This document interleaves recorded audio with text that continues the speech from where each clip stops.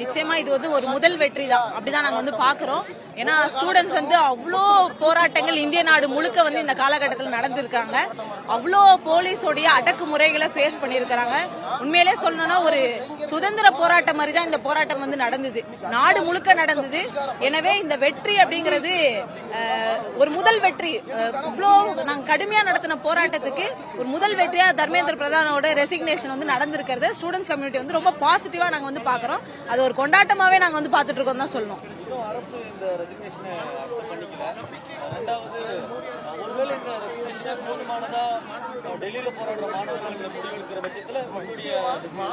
நிச்சயமா அதுக்கு சான்ஸே கிடையாது.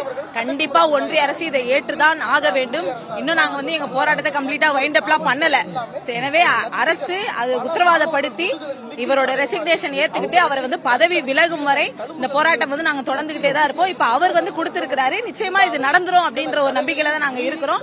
நிச்சயமா அவர் பதவி விலக வேண்டிய ஒரு ஆள் தான். அவர் இந்த பதவியில தொடர்றதுக்கு எந்த விதமான தார்மீக ரைட்ஸுமே அவர் கிடையாது.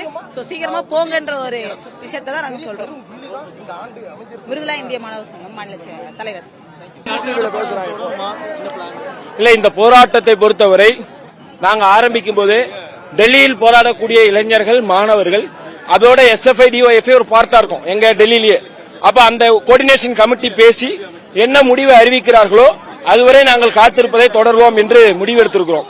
டெல்லியில் போராட்டம் முடிவுக்கு வருகின்ற பொழுது தமிழ்நாட்டில் அதற்கு ஆதரவான போராட்டத்தை நடத்தக்கூடிய எங்களுடைய போராட்டத்தை ஒரு முடிவுக்கு கொண்டு வரும். ஆனா இந்த நேரத்தில், இந்த வெற்றியை கொண்டாடக்கூடிய நேரத்தில் தமிழ்நாட்டினுடைய ஒரு கோரிக்கையை போராட்டக்காரர்களுக்கு முன்வைக்க வேண்டியது இருக்கு. அது தமிழ்நாடு 2017 இருந்து தற்போது வரை நீட் விலக்கு கேட்டுக் கொண்டிருக்கோம். அந்த நீட் விலக்குக்காகவும் இந்தியாவின் மாணவர்கள் தங்களுடைய குரல்களை இந்த காலகட்டத்தில் இந்த நேரத்தில் பதிவு செய்ய வேண்டும் என்கின்ற கோரிக்கையும் கேட்கிறோம்.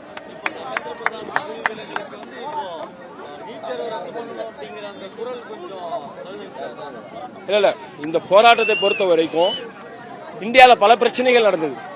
ஒரு விஷயத்திற்கு கூட மோடி அரசினுடைய அமைச்சரவை அக்கௌண்டபிலிட்டி எடுத்துக்கொண்டு பதவி விலகவில்லை. இந்த போராட்டத்தில் அக்கௌண்டபிலிட்டி கட்டும் மாணவர்கள் முதல் வெற்றி இது. நீட் ரத்து என்ற இலக்கை நோக்கி பயணிப்பதில் முதல் வெற்றி. நீட்டில் ஏற்பட்ட முறைகேட்டுக்கு பொறுப்பேற்று அமைச்சர் பதவி விலகியிருக்கிறார். இதற்கு பிறகு நீட் தேர்வுக்கு எதிரான போராட்டம் நடக்கும். அதற்கான போராட்டத்தை இந்திய மாணவர் சங்கம் முன்னெடுப்போம். நீட்டிலிருந்து விலகுபடுவோம். தேங்க்யூ.